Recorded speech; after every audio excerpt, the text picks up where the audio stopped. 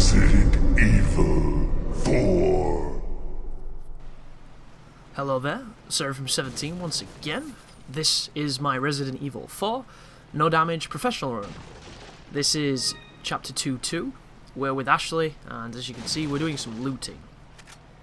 So, all the sections that you are with Ashley, she is a target too. And there are two things that can happen in these particular instances. The first one is that she can take hits for you, which is not so bad.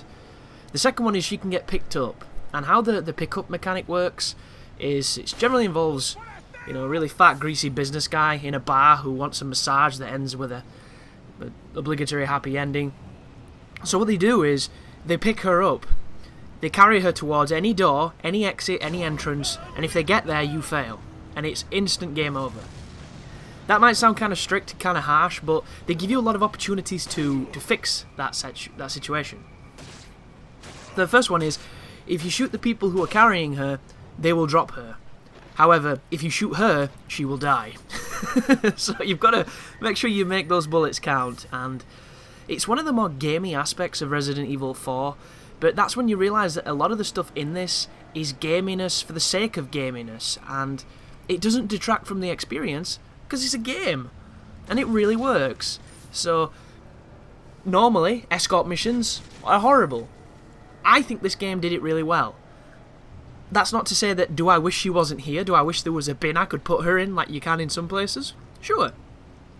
But I think in the grand scheme of things, it wasn't too bad. And somebody asked me if I was going to be doing No Damage with Ashley as well, and I honestly cannot remember if I decided to make that one of the stipulations. Because how I've been playing this is, whenever damage occurs, I've just pressed pause, I've pressed restart, and then I've just gone from there. So I have no idea if I did that when she took damage. Maybe I was, so on the ball that she never did take damage, I can't remember. I don't think I was, because there's some pretty tricky rooms with her. But I don't know if you heard that, but I've sped up the footage here so the so, oh god, this is awesome. I'm not even going to talk. I'm just going to let him talk.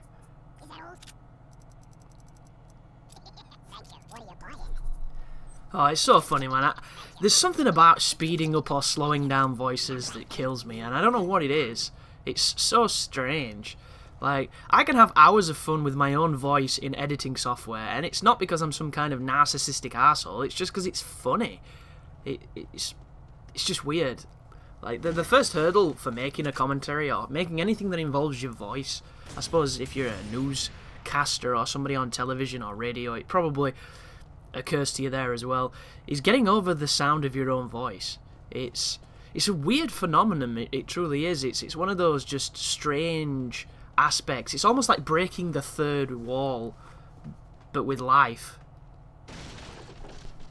Isn't that what they call it in books? And it's breaking the fourth wall in film. What would it be called in real life? Breaking the, I don't know, existential wall? Fifth wall? I have no idea.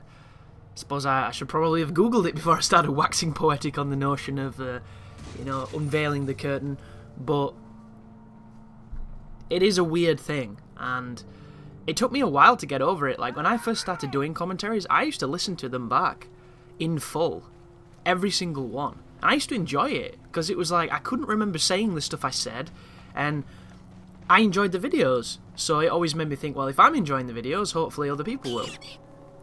This is another one of the exploit the ladder moments, so I've sped it up for you so you don't have to suffer too much. You'll notice I keep spinning around just in case. The cool thing about having Ashley behind you is if an enemy does sneak up on you, which in this instance is incredibly rare, they will almost always grab her or strike her. And I don't actually know what the villagers do when they're behind you, I can't remember. The monks make a very distinctive laugh, which is just blood-curdling. So you can always tell when they're behind you because it's a super creepy laugh, but these guys I'm not so sure. Right there tells us that there's a dude chasing me. I'm going to come back over to this door because I wasn't a big fan of the ladder, and I'm going to use it to try and save a bit of ammo. You'll notice I've upgraded my TMP, I've already explained I'm using the TMP because it frees up some massive inventory space when it comes to ammunition thanks to the 100 bullet clip, and I don't use the pistols or the submachine gun TMP stuff for any kind of damage. I use it for stuns and I use it for flinches because it's often easier and more convenient than using the knife, because the knife can be dangerous, and in a no damage run I am afforded much more room for mistakes when I use a gun rather than if I use the knife. But you will still see quite a lot of knife usage. Excuse me. I've also seen there's a lot of people, a lot of anally retentive inventory users, which is always fun to see, getting quite displeased with the fact that I don't give a single fuck about my inventory. I just put shit in lines. Which I am editing out pretty much the rest of the guide because I think it detracts from, from the gameplay personally. I've never been one of the folks who plays this game and spends much time in the inventory. I suppose I should have guessed that there are people like that, but it's just not something I ever do. But quite a lot of people have expressed that they love the Tetris inventory scheme. And I suppose it is interesting. I think it's a bit more involving than some of the alternatives. It's just not something I really revel in, because to me it's a barrier between playing the game, and I'm a more of a fan of playing than I am playing, the Tetris inventory stuff. But this sequence here is only challenging because of the bear traps, and the luck and bullshit and RNG of the LaPlayers. Because no damage is... A lot of people seem to think no damage is this mark of, supreme mastery and skill. And in some ways it is. But in most ways, it's, that's the 50th take and I didn't step in a bear trap that you just saw. Which, I'm happy to say that this was a first take, I believe, this one. So there wasn't too much radical editing. And I'm surprising myself. At first, the first few videos in this run, I've got quite a lot of editing in them, as I was kind of acclimatizing to what I was trying to do. But some of the most recent ones, which is, the harder sections of the game, there's hardly any edits at all, so I must have been really sharp at that point, which I always love seeing that. I love the evolution of your ability with games. Like, I've just been playing some Bayonetta, and I haven't touched Bayonetta since I streamed it quite a long time ago, and I only played that for about an hour before my computer died. And then before that, the last time I really played it was when I covered it, which was the first guide I ever made on the channel. And it's a guide that, if you go back to it now, it should have my original commentary on it, because it was audio swapped for the longest time, thanks to a representative of a company who told me that I needed to do that to anything with copyrighted material, and that was a lie. That wasn't true. It was part of their policies, but he didn't realise how it truly applied, and thus I did about 70 hours of constant hard work and bullshit, which now I have to reverse, which is incredibly frustrating. But I have reversed that walkthrough, so if anybody's interested in seeing, just the evolution of my commentary, because the gameplay, it's like anything else. At that moment in time, I was pretty good at Bayonetta. I made a hard walkthrough from a new game. I didn't use any items, because I don't use items in those games, and I had a lot of fun doing it. But I haven't touched it since. And I put it on last night.